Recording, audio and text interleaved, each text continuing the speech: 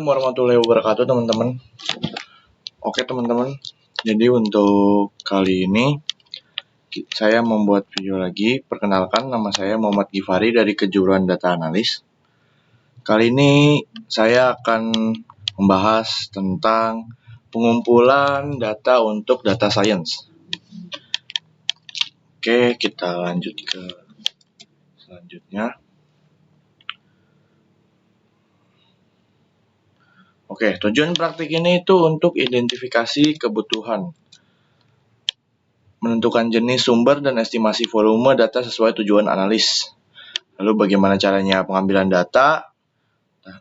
Mengambil data dari open data, API, web scraping, atau form digital. Pemeriksaan integritas, memeriksa missing value, duplikat, dan konsistensi tipe data. Dokumentasi, mendokumentasikan seluruh proses secara sistematis dan dapat direproduksi. Oke, kita lanjut.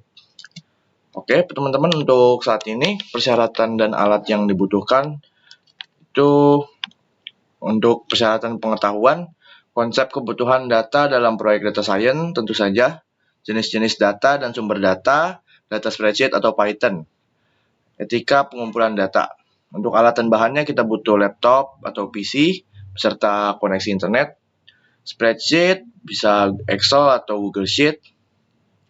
Editor kode bisa VS Code, Jupyter atau Google Colab. Python Plus, Pandas, Request, Beautiful Soup, Browser, and folder kerja terstruktur. Oke, next slide. Aturan dan etika pengumpulan data nih teman-teman ya, sebelum kalian mau mengumpulkan data ya. Pertama, legalitas. Gunakan data secara legal. Hormati hak cipta, lisensi, dan kebijakan penyedia data. Jangan kumpulkan atau sebarkan data pribadi tanpa izin yang sah. Lalu transparansi, cantumkan sumber data pada setiap dataset. Dokumentasikan proses agar dapat direproduksi. Relevansi, pilih data yang relevan dengan tujuan analis, jangan manipulasi data hingga menghilangkan keaslian. Oke, ini ada alur kerja praktiknya ya teman-teman ya. Pertama, kalian harus identifikasi datanya ya teman-teman. Kalian identifikasi dulu, lalu kalian bisa di praktik yang kedua, kalian bisa untuk menggunakan pilih mau pakai tool apa, mau pakai scraping kah, atau manual kah, atau mau pakai Python kah. Lalu kita prepare toolnya, kita install atau kita setup dulu. Lalu kita koleksi datanya, kita cek datanya, integritasnya, apakah sudah benar, apakah ada duplikasi atau ada yang missing values ya teman-teman. Lalu kita standarisasi datanya, formatnya semuanya kita clean, kita bersihin, kita evaluasi, dan kita dokumentasikan seperti saat ini teman-teman. Lanjut. Oke, jadi kali ini tadi saya baru saja membuat tugas ya. Tugasnya itu saya mengambil data, mengolah data yang berjudul album terbaik sepanjang masa menurut Rolling Stone ya. Ini rating 500 album terbaik, album musik terbaik menurut Rolling Stone teman-teman. Di sini akan ada 500 album. Oke, untuk komponennya, metode yang saya gunakan itu saya menggunakan Octoparse teman-teman. Metodenya itu web scraping, saya ngambil langsung dari websitenya Rolling Stone. Kenapa saya gunain web Octoparse ini? Itu karena dia mudah teman-teman ya. Jadi kayak dia langsung ngedetect di web gitu. Dia mudah dan cepat banget untuk scraping website ya. Itu dia punya template dan fleksibel. Kekurangannya itu karena dia gratis ya. Dia tuh ada yang versi pro-nya, cuman ya kalau untuk yang gratis jadi terbatas lah fiturnya ya. Habis itu ya gitu, terkadang juga akan ada beberapa kesalahan ya. Kita lanjut di next slide nih biar teman-teman lihat. Oke.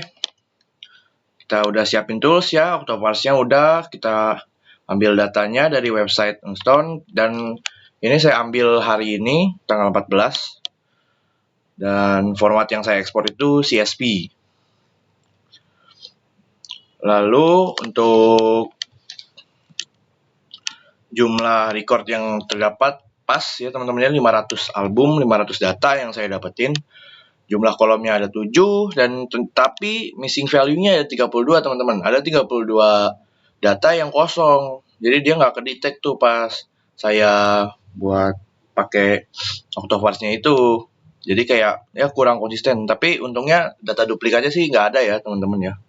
Itu ada yang saya standarisasi data, saya benerin ada. Jadi kolomnya itu ada yang tulisan hashtag, seharusnya itu tulisannya nomor atau segala macam lah. Soalnya itu kayak nomor-nomornya itu nomor-nomor row-nya. Oke, dan evaluasi hasil kebutuhan terpenuhi sudah.